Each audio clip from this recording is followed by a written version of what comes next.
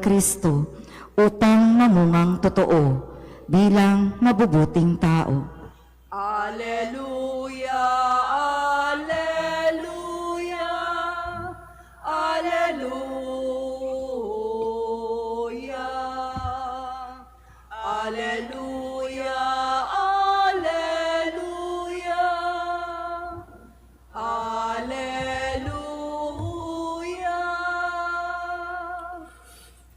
Sumainyo ang Panginoon. At sumayo rin. Ang mabuting balita ng Panginoon ayon kay San Lucas. Papuri sa iyo, Panginoon. Noong panahong iyon, ang Panginoon ay humirang ng 72. Pinauna niya sila ng dala-dalawa sa bawat bayan at pook na patutunguhan niya. Sinabi niya sa kanila, sagana ang aanihin, ngunit kakaunti ang mga manggagawa. Idalangin ninyo sa may-ari na magpadala siya ng mga manggagawa sa kanyang bukirin. Humayo kayo, sinusugo ko kayong parang mga kordero sa gitna ng mga asong gubat. Huwag kayong magdala ng lukbutan, supot o panyapak. Huwag na kayong titigil sa daan upang makipagbatian kanino man. Pagpasok ninyo sa alinmang bahay, sabihin muna ninyo, maghari nawa ang kapayapaan sa bahay na ito. Kung maibigin sa kapayapaan ang nakatira roon, sasaka nila ang kapayapaan, ngunit kung hindi sila magkakamit nito.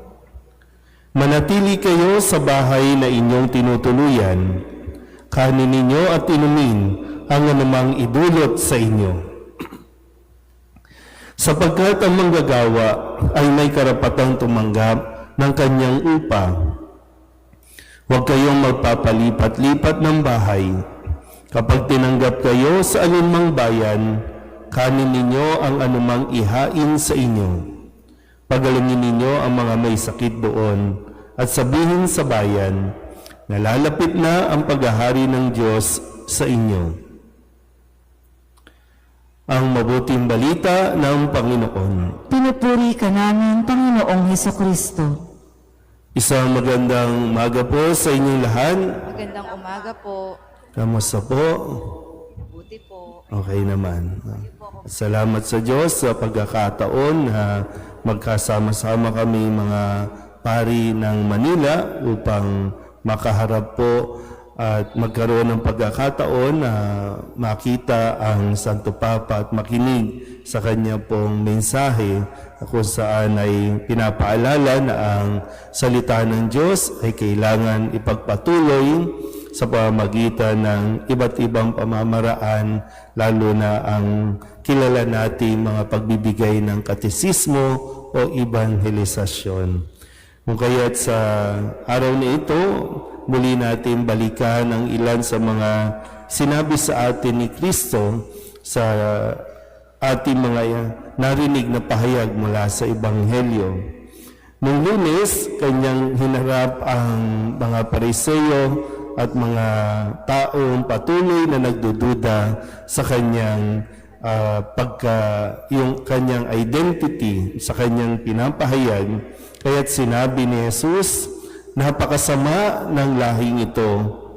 Naghahanap sila ng palatandaan mula sa langit, subalit walang ipapakita sa kanila maliban sa palatandaang inilalarawan ng nangyari kay Jonas. Dahil ito yung tagpo na patuloy silang humihingi ng tanda kay Jesus para patunayan ni Jesus sa kanila na siya nga ang Mesiyas.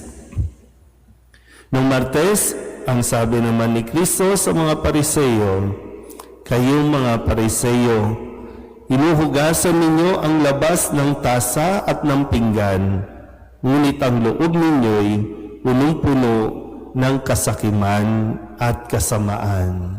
Muli yung paalala sa atin, hindi pwedeng puro panlabas lamang ang ating pong inaatupag o binibigyan natin ng pagpapahalaga. Huwag nating kakaligtaan o kakalimutan na mas mainam na maging mabuti tayo kaysa ang maging tama o pinaglalaban natin ang tama kahit na tayo po ay napapasama na. At noong Miyerkules, ang sabi naman ni Kristo sa kanyang patuloy na pagharap sa mga Pariseyo, kawawa rin kayo mga dalubhasa sa kautusan, sapagkat ipinapapasan ninyo sa mga tao ang mabibigat na dalahin. Ngunit ni daliri ayaw ninyong igalaw sa pagdadala ng mga iyon. So, hindi lang tayo pwedeng yung maninita lang tayo ng maninita at sasabihin nating mali ang ginagawa nila at gagamitin natin ang salita ng Diyos. Pero tayo mismo hindi gumaganap nito. Noong Huwebes, ang sabi rin ni Kristo, kawawa rin kayo, mga dalubhasa ng kautusan, sapagkat inalis ninyo ang susi ng karunungan. Ayaw na ninyong magsipasok, inahadlangan pa ninyo ang nagnanais na pumasok. Muli, yung paalala sa atin, kung hindi tayo maging dahilan ng paglapit ng tao sa Diyos, nawa hindi tayo ang dahilan ng kanilang paglayo sa Diyos.